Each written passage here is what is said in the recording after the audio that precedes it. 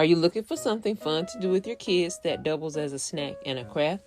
Gather your materials and follow along to make this tic-tac-toe snack craft.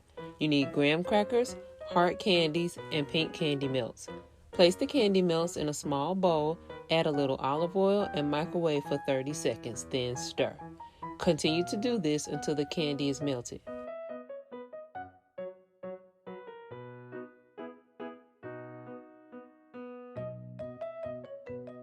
Using a small syringe, draw 2 vertical and 2 horizontal lines in the shape of a tic-tac-toe board on each graham cracker.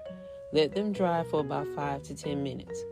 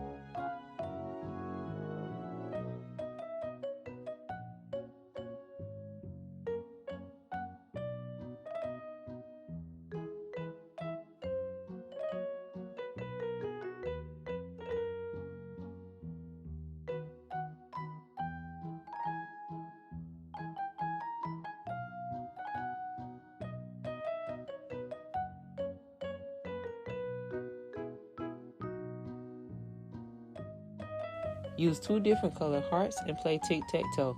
Whoever gets 3 in a row with their color wins.